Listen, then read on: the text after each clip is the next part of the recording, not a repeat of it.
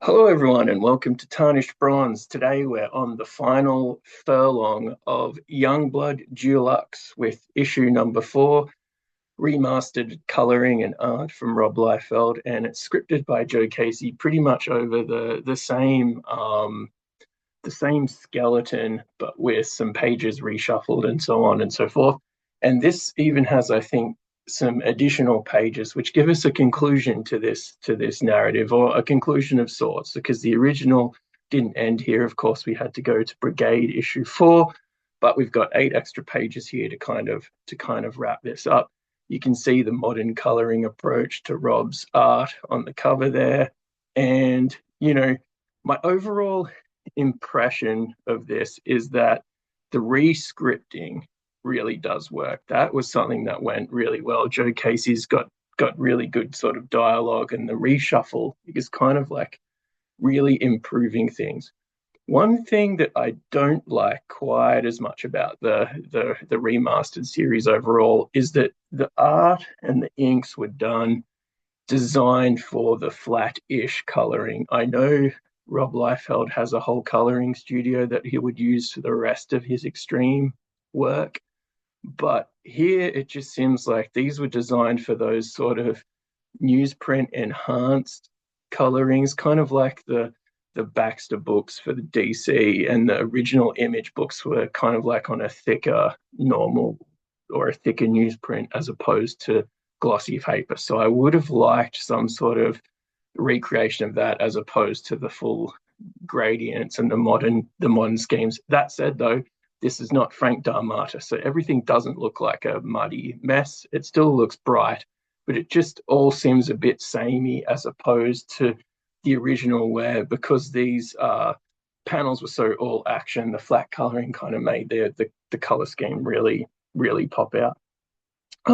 Overall, the art is pretty good. As you can see here, Rob really does good camera work. His action shots are good. His poses are always good. Everyone is in some version of a grimace, but this is an action comic. You've got some cool up looks from under the collar here, some cool down looks, from the under the visor.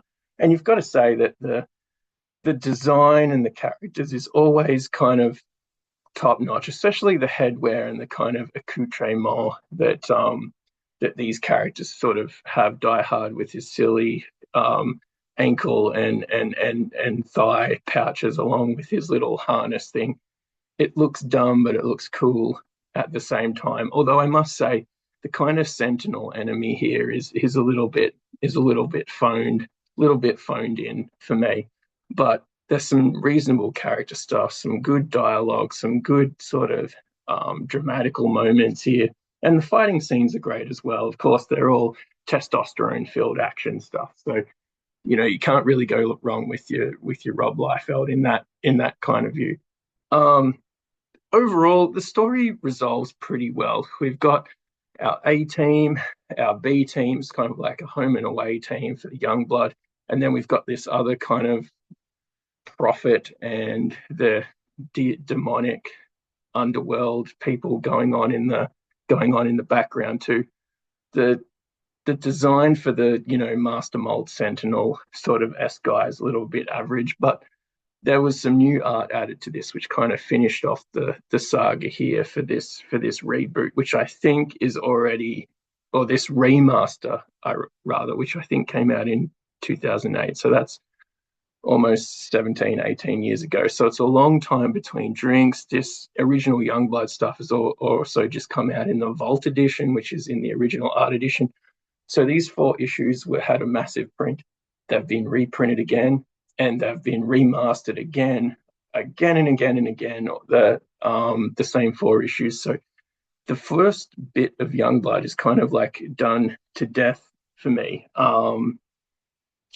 One of the things about it is that there's so many great ideas here. So we've got this reality TV kind of scheme coming into the world. I might have spoken about that on an X Force, the Milligan X Force stuff in a previous episode.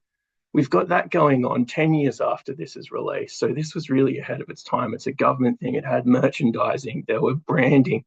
Each individual person had their own sort of like side deals and side hustles going on, and superheroing was just a vehicle in which they were able to sell their merchandise and make their fame. So I would love to see this coming again in light of basically the way that the modern world interacts. I think 10 years after this, there was another reboot with either Joe Casey or Mark Millar. And I'd like to say Myrat Michaels or Ian Churchill doing the art, but that might be totally wrong. And it was a bit more risque. I think it went 2 or 3 issues, maybe only 2 issues.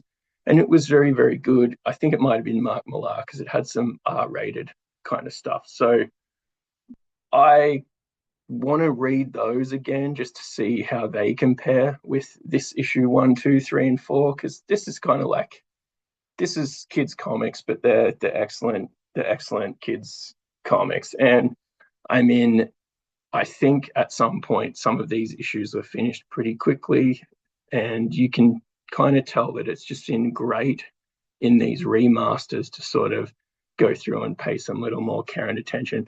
So I was pretty jazzed by having 1, 2, 3, and 4 all reissued, just because it's very difficult to actually find that remastered trade. So it's a great way to have the individual issues. You can kind of flick through them with the old ones. Rob Liefeld always brings a lot of energy. He's sort of having a career renaissance right now. And without further ado, coming soon is actually another opportunity to join Youngblood at the ground floor. So I think there might be 90 odd issues. So if this goes to 10 or so, we might see a Youngblood issue 100.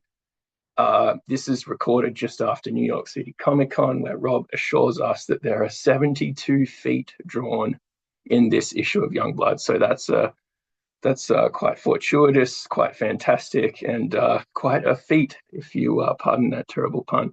So like, follow, subscribe. This is in tarnished bronze. Youngblood is kind of like the beginning of the chromium age of comics. Rob Liefeld cut his teeth and adores all of those Bronze Age characters. And so this is a kind of like little sort of sequence in the saga of Bronze Age comics. So like, follow, subscribe. We'll be here again soon for another great episode of Tarnished Bronze, hopefully with Patrick back in the co-hosting helm.